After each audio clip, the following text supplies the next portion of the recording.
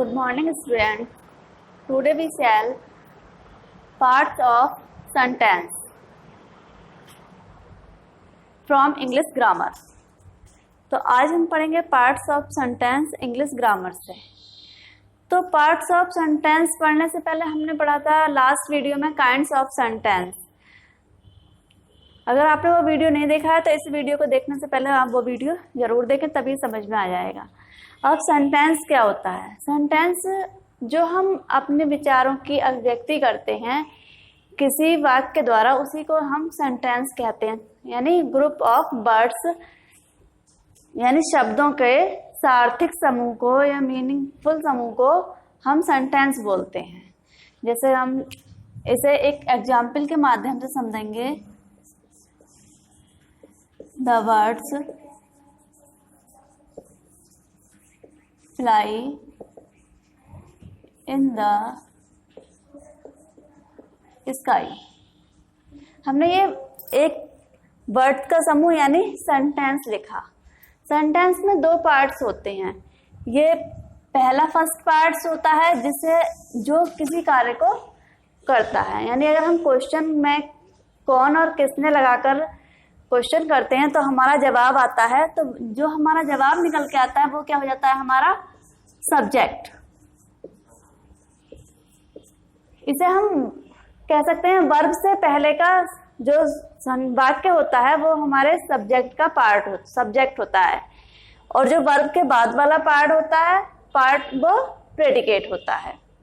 तो यहाँ से वर्ब स्टार्ट हो जाती है फ्लाई इन द स्काई, तो ये हो गया हमारा प्रेडिकेट। इस प्रकार हम कह सकते हैं कि एक सेंटेंस में दो पार्ट होते हैं, एक सब्जेक्ट और प्रेडिकेट। तो इस प्रकार हम लिख सकते हैं देयर आर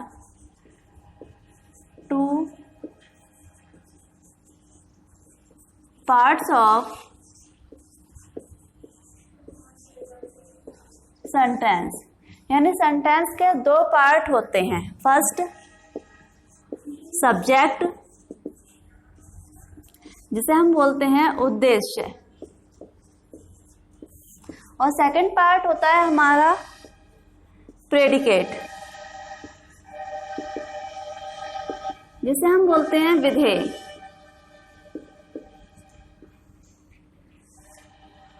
सब्जेक्ट को समझने के लिए हम एक एग्जाम्पल और लेते हैं।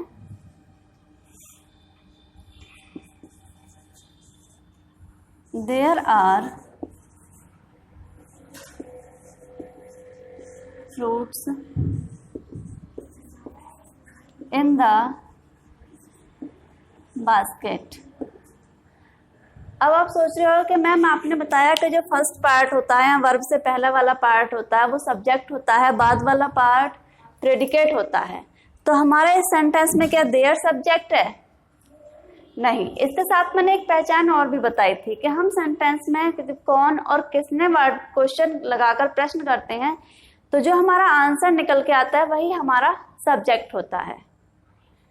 अगर हम इसमें क्वेश्चन करते हैं इन द बास्केट में कौन है, ये क्या रखा है, तो हमारा क्या निकल के आएगा? फ्रूट्स। यानी इस सेंटेंस में हमारा फ्रूट्स क्या हुआ? सब्जेक्ट हुआ। अगर सब्जेक्ट की बात करें तो सब्जेक्ट क्या हुआ इस सेंटेंस में?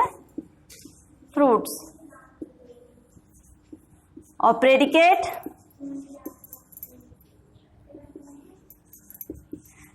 हुआ आर इन द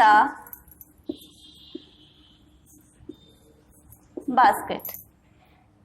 इस प्रकार हम कह सकते हैं कि एक सेंटेंस में दो पार्ट होते हैं, एक होता है सब्जेक्ट, दूसरा प्रेडिकेट। फर्स्ट पार्ट जो वर्ब से पहले का पार्ट होता है वो हमारा सब्जेक्ट होता है, वर्ब के बाद वाला पार्ट प्रेडिकेट होता है। दूसरी पहचान इसमें सब्जेक्ट की, जब हम कौन और किसने क्वेश्चन लगाकर करते हैं तो हमारा जो आंसर निकल के आता है कौन के स्थान पर वो क्या होता है? हमारा सब्जेक्ट। इसके अतिरिक्त अगर जो किसी वाक्य को कहता है वो हमारा सब्जेक्ट होता है। यानी जिसके बारे में या जो कुछ कोई काम करता है, जैसे ये birds fly in the sky हमने एग्जाम्पल में पढ़ा, तो उड़ने का जो काम कर रहा है वो कौन कर रहा है? बर्ड्स कर रहा है हमारा। तो इस आधार पर बर्ड्स सब्जेक्ट है, यानी जो भी कुछ करता है वो करने वाला क्या होता है, हमारा सब्जेक्ट। और जो काम किया जाता है यानी उड़ने का वर्क किया जा रहा है, क्रिया की जाती है, वो उससे आगे का जो पार्ट होता है वो होता है हमारा प्रेडिकेट। इसके आगे हम पढ़ते हैं, एक हम एग्जाम्पल के माध्यम से एक उदाहरण लेंगे। उसमें सेंटेंस में सब्जेक्ट के भी कुछ पार्ट होते हैं और प्रेडिकेट के भी पार्ट होते हैं। अगर मैं एग्जाम्पल लिखूं, आप इस चार्ट के माध्यम से भी समझ सकते हैं। एग्जाम्पल है my elder brother in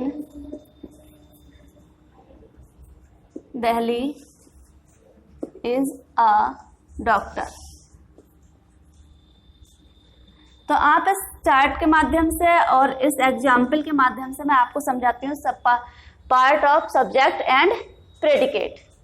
part में जो आप ये दिखाई दे रहा है माई, ये प्रोनाउन है, पॉसेसिव प्रोनाउन, और ये हमारा क्या है, डिटरमाइनर। इसे हम बोलते हैं डिटरमाइनर। डिटरमाइनर में हमारा प्रोनाउन भी हो सकता है, आर्टिकल भी हो सकते हैं।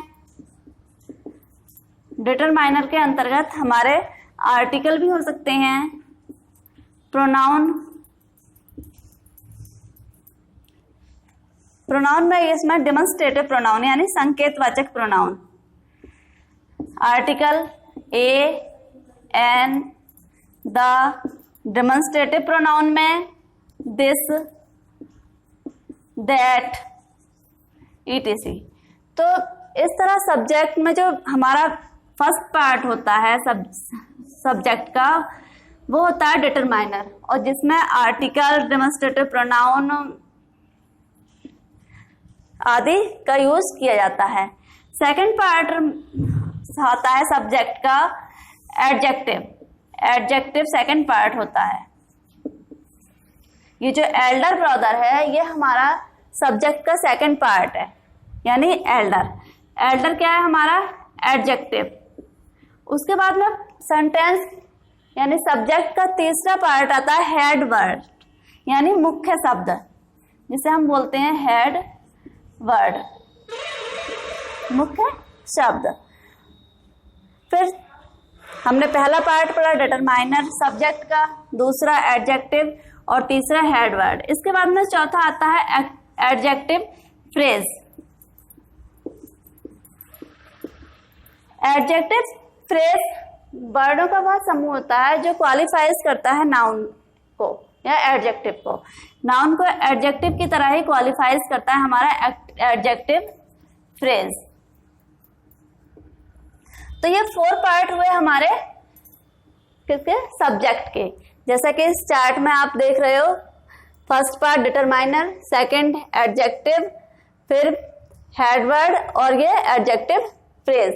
हेड वर्ड में हमारा नाउन भी हो सकता है और इंफिनिट भी हो सकता है।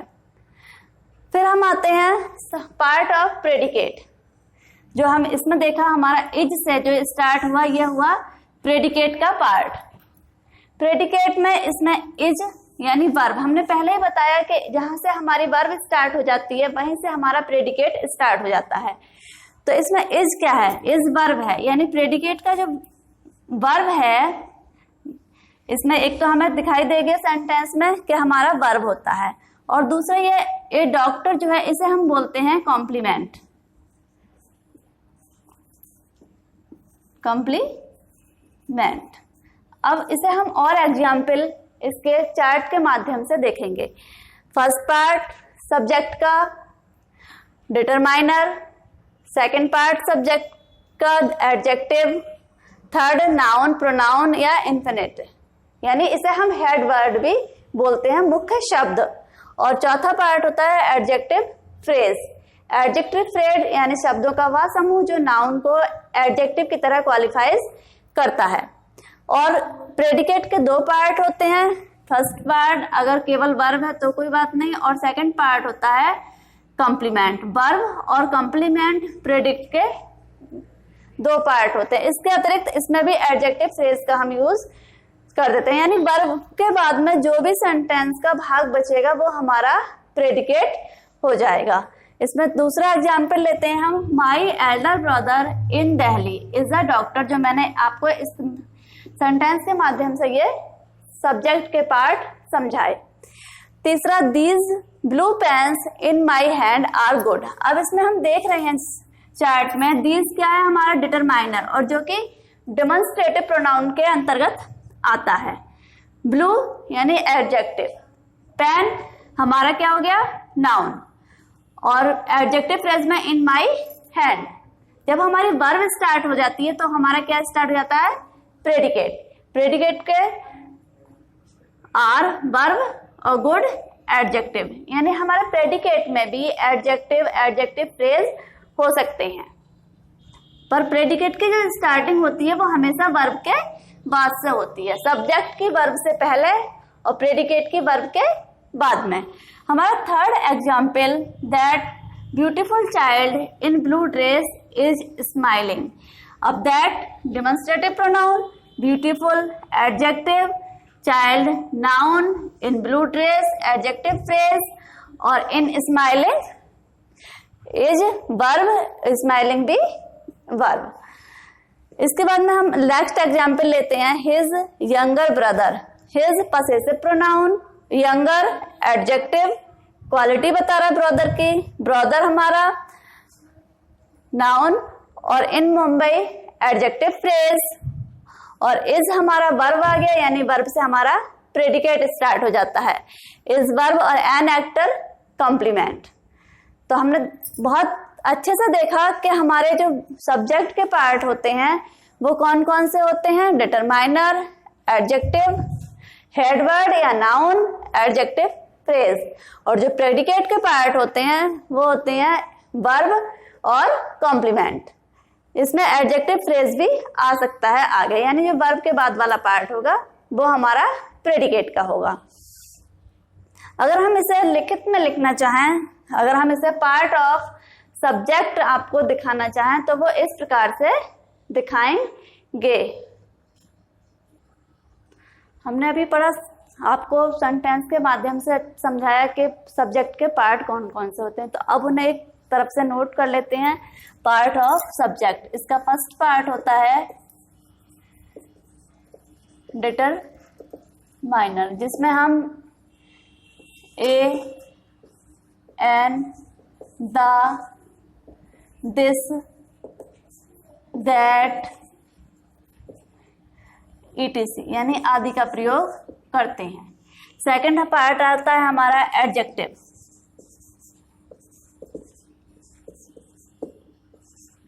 एडजेक्टिव आप जानते ही हो, good, blue, black, etc।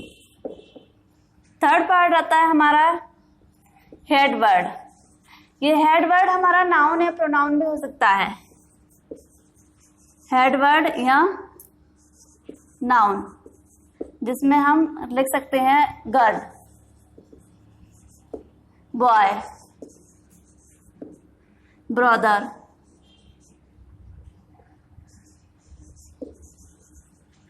etc। उसके बाद आता है हमारा एडजेक्टिव फ्रेज।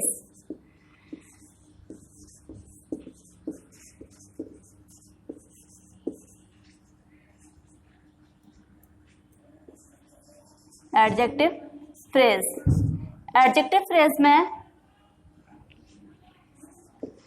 इन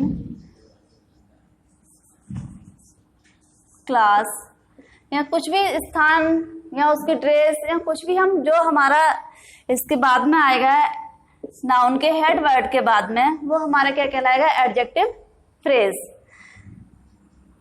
ये चार पार्ट होते हैं सब्जेक्ट के। अब आते हैं पार्ट्स ऑफ प्रेडिकेट यानी वर्ब के पार्ट। तो वर्ब में सबसे पहले आती है वर्ब। वर्ब के अंतर्गत आप पे कोई भी वर्ब हो सकती है, या हेल्पिंग वर्ब भी हो सकती है, या फॉर्म में भी हो सकती है।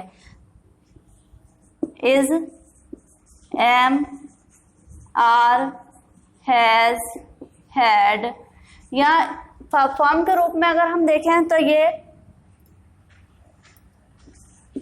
Jump, live, sleep, ETC। यानी हमारी वर्ब प्रेडिकेट में हेल्पिंग वर्ब के रूप में भी हो सकती है और फॉर्म ऑफ द वर्ब के यानी वर्ब की फॉर्म्स के रूप में भी हो सकती है। इसके वर्ब प्रेडिकेट का दूसरा पार्ट होता है complement.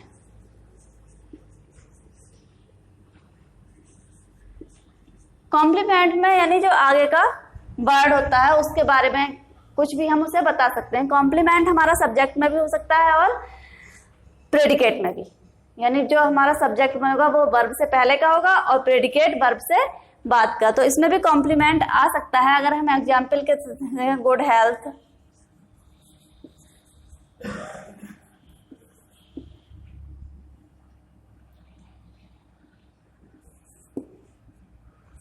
Good health, an actor,